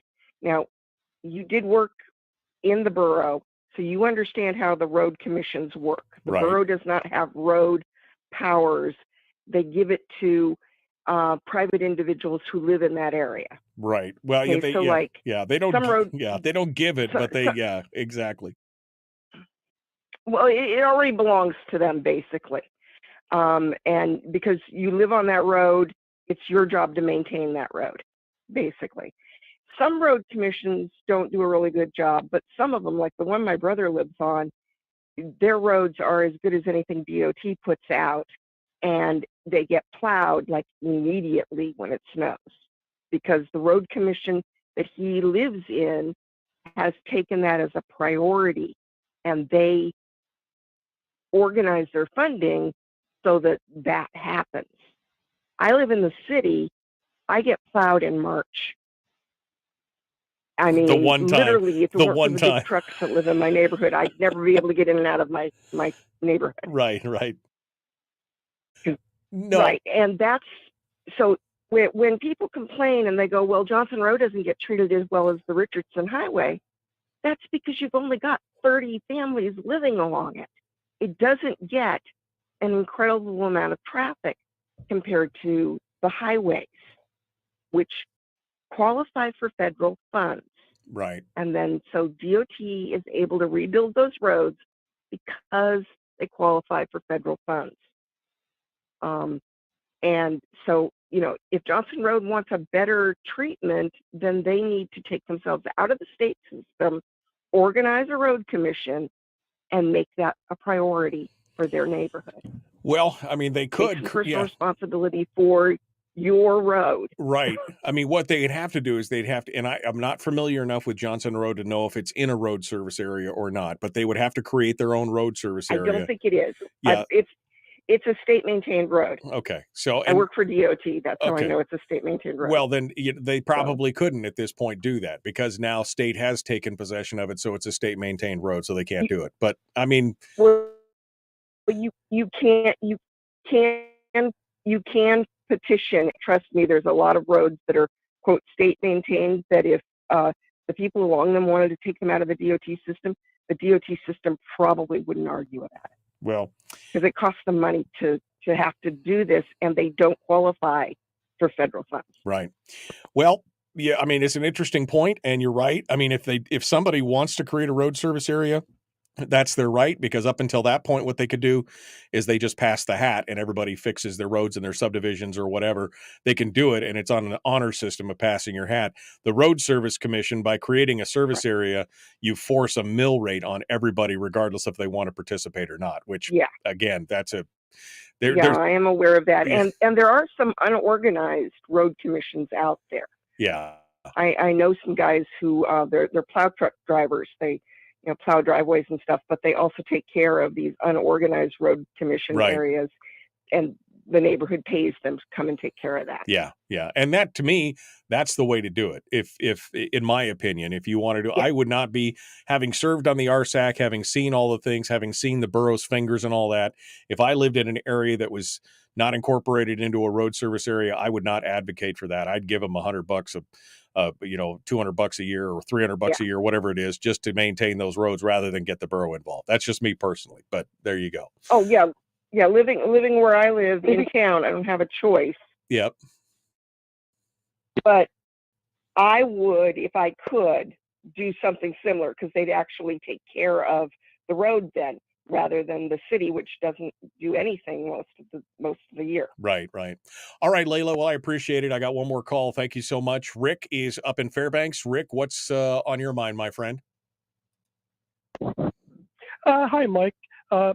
So my name's Rick. I live down Chena Hot Springs Road, and my understanding is that they won't be negotiating the bridge there off of the Richardson. They're going to be driving and possibly driving straight across that traffic circle that nobody in my neighborhood really wanted. So I was just wondering about what other people's thoughts were on that. On the traffic circle, which one? The one on Chena Hot Springs? Yeah, Chena Hot Springs. My understanding is that they're not going to go across the bridge, and they're going to exit there because of the weight restrictions. There's a lane that's on the left-hand side that they're going to be able to have a flagger there to drive straight across that particular piece, and it takes it across the traffic circle. That I don't think they're even finished the beautification of that project yet. Oh, okay. I wasn't aware of that. That'll be interesting, having to have them exit, go around the circle, and then re-enter on the ramp. That's an interesting thing. Yeah, I don't know. People hate traffic circles, Rick. I know that part of that is just because of the unfamiliarity with it. They keep telling us that they're safer than stoplights, but, I was not aware of that. We'll see if we can get more info on that in the future. Rick, thank you so much for bringing that up. Wow, that was a quick hour. All right, folks. I mean, love it or hate it. Like I said, I'm telling people in the chat room to share the show with people who may be anti or pro. Maybe we can get a whole show on this. It would be interesting to see other points of view. I appreciate you coming on board. We are out of time for today. Tomorrow is another one. It'll be Chris Story and Mike Shower. Be kind, love one another, live well. The Michael Duke Show, Common Sense Radio.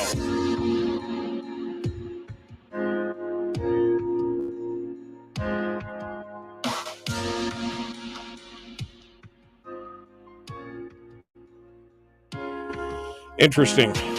The bridge is being fixed, so that won't happen, says Barbara. I wasn't even aware that was part of the proposed plan to begin with. Again, I don't know a whole lot about this. I'd be the first to admit that. State statute precludes creating new service areas. Well, that's changed since I was there, because you could create a new service area. You just had to petition the borough to do it. So anyway, well, my friends, we will catch you guys tomorrow. We hope you guys have a great day. Thanks for coming in. We will see you then. Enjoy yourself. The Michael Duke Show, Common Sense Radio.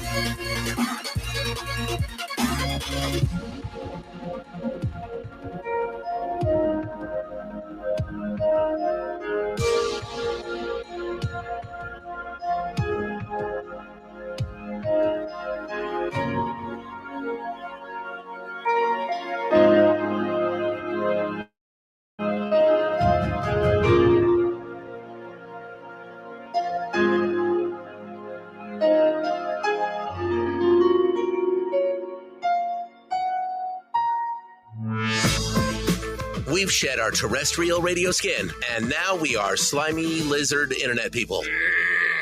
It's the Michael Duke Show.